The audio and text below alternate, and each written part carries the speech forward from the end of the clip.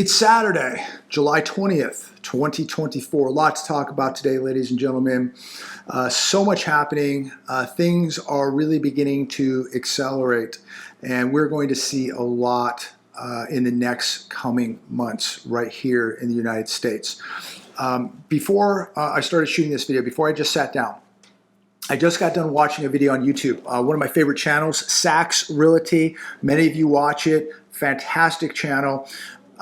They had Danielle DiMartino Booth on today as their guest, and it was a very, very good interview. And I highly recommend that after you watch this video, that all of you go over to Sachs Realty and watch that interview, especially if you're in the market of buying a house, selling a house. You're in the job market. She's talking about AI. She's talking about the manipulated job numbers, the manipulated GDP numbers. Danielle, who worked for the Fed for 9 years, super intelligent. Many of you watch her. She's been on Fox Business. She's on all the financial channels. She's all over YouTube. This was a really, really good interview, and she touched on a lot of things. And one thing she said that the recession really started back in October of 2023, but it will officially start after the new president is elected. So she says officially it has not started yet, but in her words, it started back last October, but officially will start after the new president is elected. And they're going to really cause trouble for the new president. They're going to drop this in his lap. And this is when I think we're going to see the real job numbers. This is when the real problems begin. This is when things, the numbers aren't so manipulated. This is when we're going to see big trouble regarding the U.S. economy. It will not begin until we get the new president. And how they're just kind of keeping everything kind of on ice right now until that day comes. And she says all hell will break loose in the next coming months. So get ready for that. Check it out. Again, she's touching on a lot of things: AI, the housing market, GDP, the manipulated data, unemployment, job losses. Check it out. I do apologize. Nugget is taking her afternoon power nap. She's sitting right next to me here.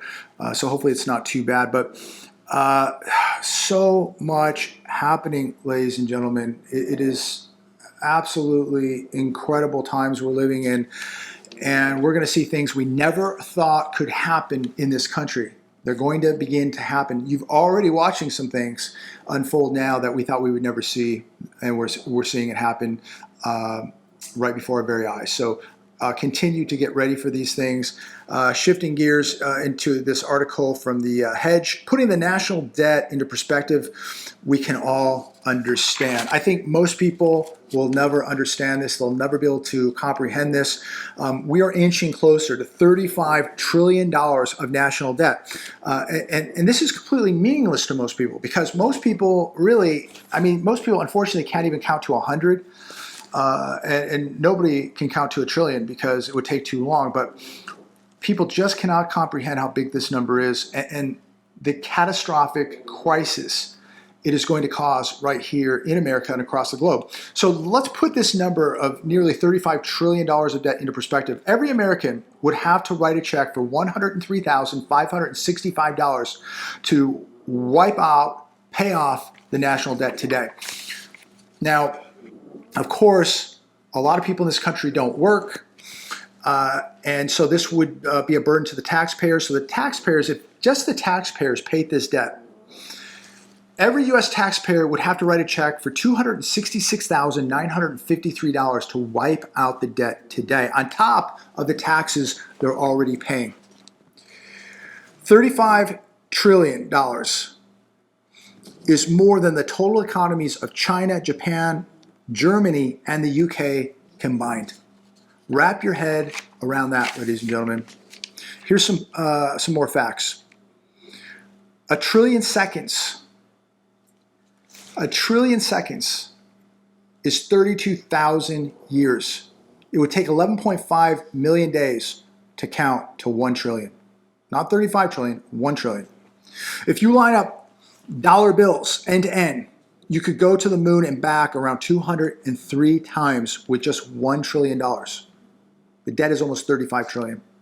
You could wrap them around the earth about 3,893 times. If a cup of coffee costs $3, you could buy 333 billion cups of coffee with $1 trillion. Thomas Jefferson said, public debt is the greatest of the dangers to be feared. Think about how long ago he said that and how true it is today. George Washington urged us in his farewell address to use debt sparingly and pay it off as quickly as possible. I think if we all did that today, our households would all be in better shape. Individually, we would be in better shape. The country would be in better shape if we all practice this fiscal responsibility that George Washington warned us about hundreds of years ago. So here we are now today, ladies and gentlemen, nearly $35 trillion in debt. That does not include unfunded liabilities, Medicare and Medicaid. It's over $200 trillion. Yet people tell us, don't worry, don't be negative, don't be concerned. I disagree. I think we should all be very concerned. I think we should be very, very worried because this is going to affect all of us. It will affect our future, your kids, your grandkids. It's going to affect you. It's affecting you right now. Because of debt, many people now are not sleeping at night. Many people are getting ill because of this, physically ill because of the debt that they have. Many people are homeless because of the debt that they have. Many people are thinking about where they're going to go very, very soon because they're being evicted. Why? Because of debt. People just lost their car because of debt. People can't get medical procedures done because of debt. People aren't eating because of debt. They're broke. We got to really be paying attention here. And, watching this interview on Fragility today, reading these articles, and please share these videos all over the internet. You have my permission. Please continue with the comments down below. You're waking people up. This is just a great group of people. I'm worried. I'm very, very worried. I don't make these videos to entertain people or to make friends or make people laugh or to tell you how great things are. I make these videos because I care about this country. I care about all of you, even though I've met a handful of people over the years. Most of you I've never met, but I feel like I have. But I feel like I have a duty to warn all of you and keep everybody in the loop and just continue to pound this in your head daily. So that it's like taking a vitamin or going to the gym and training. You have to be repetitious. And you've got to be paying attention daily, and you've got to be exercising your mind. And again, this is like going to the gym. Repetition, repetition, repetition.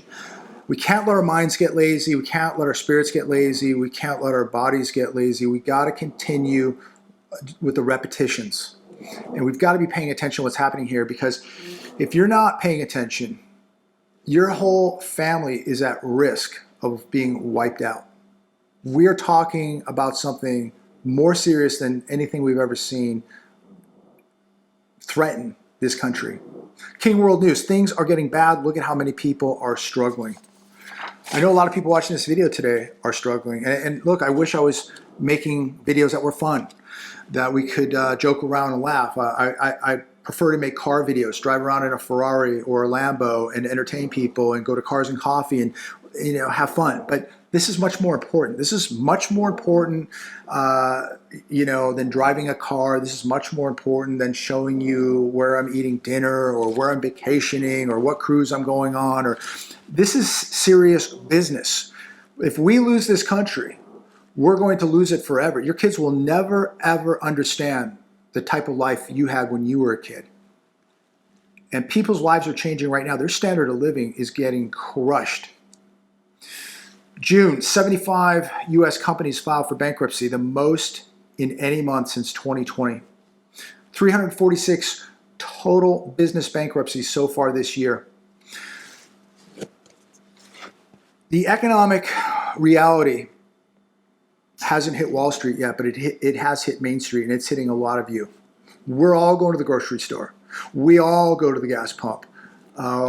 We all pay our utilities. We all have to pay for services, and the prices continue to go up.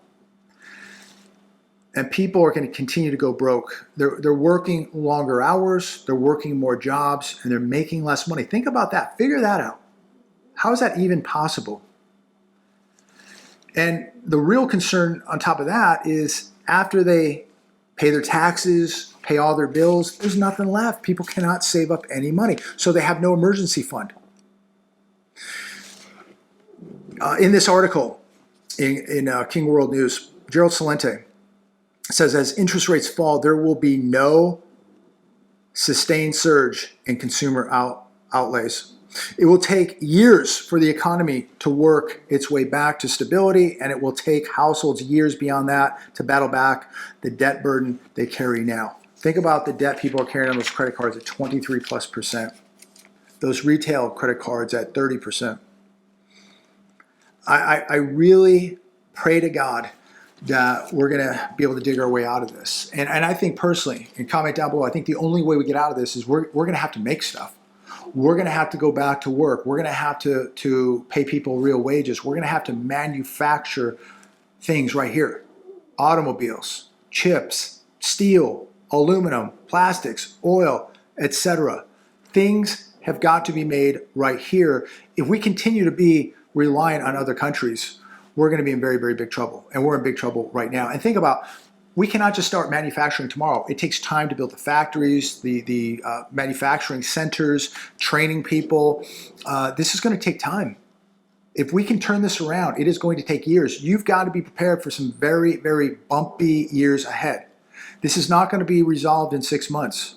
This depression that we're in now, that has started, is not going to be over in 6 months, ladies and gentlemen. It is going to take years. The Daily Mail. Now, trains are hit in CrowdStrike outage as ticket machines and scanners go down in London stations on one of year's busiest travel days, while families queue at Dover, and 28,000 Brits battle to fly home with another 45,000 UK flights axed today. You know, I'm watching this whole thing, and apparently they've got it all figured out. I do believe that there's something much more nefarious going on with this IT outage. You know, hospitals hit, banks hit, people's computers hit. It says here on the economiccollapse.com, the blue screen of death could throw the global economy into a state of chaos for weeks. CrowdStrike CEO George Kurtz, the issue has been identified, a fix has been deployed. Do you believe this? Was it something more nefarious? I believe it was more nefarious than what they're telling us. This is not a security incident or cyber attack, he says. In the meantime, your computer may have the blue screen of death. What do you think about that? Disruptions in the United States. Where do we see disruptions? Well, here's a few of them. Global ports, airports, banks, businesses, airplanes, trains, surgery centers, hospitals. You got to ask yourself, did anybody die because they couldn't have a surgery yesterday because of this? Millions of workers may not have received their paychecks yesterday. Anybody not receive a paycheck on Friday because of this outage? Paychecks may be out for a while. In fact, you may not receive a paycheck this month, it says. So many systems are down. Several of America's biggest banks saw their systems crash, preventing people from accessing their accounts, or receiving or sending money. This should be a wake-up call to all of us, how vulnerable, how fragile the system is. And what happens if you cannot get any money out of the bank, if you cannot do a transaction, if you cannot go to the grocery store, you cannot buy food, you cannot put gas in your car, because everything you have is on a computer screen. This is a huge wake-up call. I'm not telling anybody to take all their money out of the bank. You do whatever you want. I believe you should have enough in there to pay your bills, run your business, that's it. But you've got to have access to physical cash and physical hard assets like gold and silver, because this is a warning shot right here. This is a warning right here. This is going to happen again, but it's going to be a much larger scale. And this is pretty big, but it's going to be much, much bigger. Think about if the system went down for 2 weeks, 3 weeks, 4 weeks. People that were supposed to get a paycheck yesterday, what if they didn't get a paycheck and their mortgages due, their rent's due, the car payments due, their credit cards due? What are you going to do? What do you do? This is a real mess. The Global Payroll Association warned people are at risk of going without their wages because their employers or banks rely on CrowdStrike for cybersecurity protection. This is a huge wake-up call to all of us to be prepared. Because at the end of the day, if you cannot access your money physically and hold it in your hands physically, you don't have any money. It's all on a computer. And if we have another CrowdStrike incident, a bigger one, you could be in very, very big trouble. This is not the end of the world, but it may be the beginning to the upcoming chaos that we're going to see. It is no doubt a huge wake-up call to me, to people I know. We are very aware that things like this have been happening and that they were going to get greater and greater as time goes on and affect more people, more institutions. And here we are today talking about CrowdStrike yet again for another day. Some people wrote me and said, well, my life's not affected at all. Wonderful. Mine wasn't either, but I know people who couldn't do some business because of it. And reading some of these articles today, if you were at an airport or you were going to have an emergency surgery and you can't have it now, it affected you quite a bit. If you needed to get money out of the bank to go pay for something yesterday and you couldn't, it might have affected you. But I love how people say, well, it didn't affect me, so it's no big deal. It didn't affect you yesterday, it didn't affect you today, but what if it affects you next week, next month, next year to a greater degree?